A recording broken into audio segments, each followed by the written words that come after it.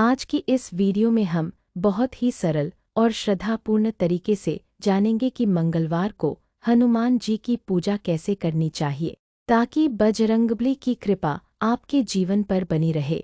पूजा से पहले सबसे जरूरी बात मन की सच्चाई। दोस्तों, सबसे पहले एक बात समझ लीजिए, हनुमान जी को दिखावा नहीं, सच्चा मन प्रिय है। अगर आपके पास बहुत सारी पूजा सामग्री नहीं है तब भी चिंता करने की जरूरत नहीं है। अगर आपके मन में श्रद्धा है, विश्वास है और प्रेम से आप बजरंगबली को पुकारते हैं तो वही सबसे बड़ी पूजा है। हनुमान जी ऐसे देव हैं जो भाव देखते हैं, भोग नहीं। वे भक्त की सच्ची पुकार सुनते हैं। इसलिए पूजा की शुरुआत बाहरी तैयारी से पहले भीतर की सफाई से करें। मन में किसी के लिए बुरा भाव न रखें, क्रोध कम करें और भगवान के सामने विनम्र होकर बैठे। मंगलवार की सुबह कैसे शुरू करें? मंगलवार को कोशिश करें कि आप सुबह थोड़ा जल्दी उठें। उठते ही सबसे पहले भगवान का स्मरण करें और बोलें, जय श्री राम, जय हनुमान। इसके बाद स्नान करें और साफ कपड़े पहनें।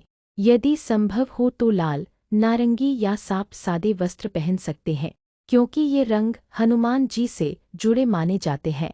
लेकिन याद रखिए, कपड़ों का रंग जरूरी नहीं, मन की पवित्रता जरूरी है।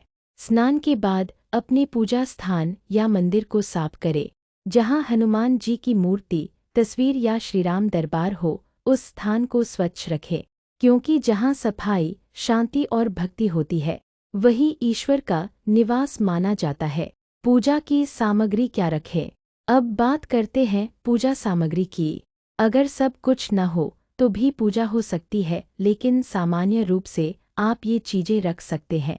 हनुमान जी की मूर्ति या तस्वीर, दीपक, रुई और तेल या घी, अगरबत्ती, लाल फूल, सिंदूर, चमेली का तेल, गुड़ या बूंदी का प्रसाद। तुलसी नहीं, क्योंकि हनुमान जी को सामान्यतः तुलसी नहीं चढ़ाई जाती। स्वच्छ जल, अगर आपके पास केवल दीपक और सच्चा मन है तब भी पूजा पूरी श्रद्धा से हो सकती है। हनुमान जी को सिंदूर और चमेली का तेल क्यों चढ़ाया जाता है? हनुमान जी की पूजा में सिंदूर और चमेली का तेल बहुत महत्वपूर्ण माना जाता है। इसके पीछे भक्तिभाव की एक सुंदर मान्यता है।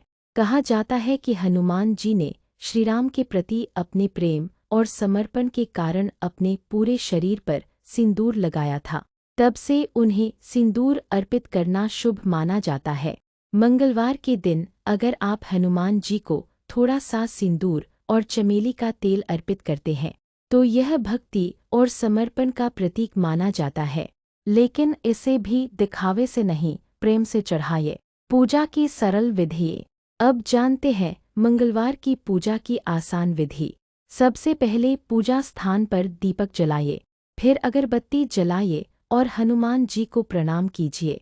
इसके बाद स्वच्छ जल अर्पित करें, फूल अर्पित करें, सिंदूर चढ़ाएं और यदि हो तो चमेली का तेल अर्पित करें।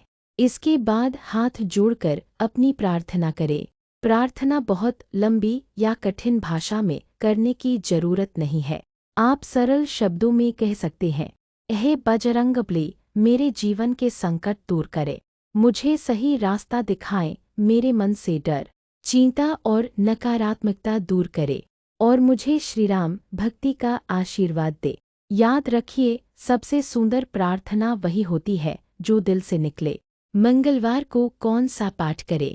हनुमान जी की पूजा में सबसे प्रसिद्ध और प्रभावशाली पाठ है हनुमान चालीसा।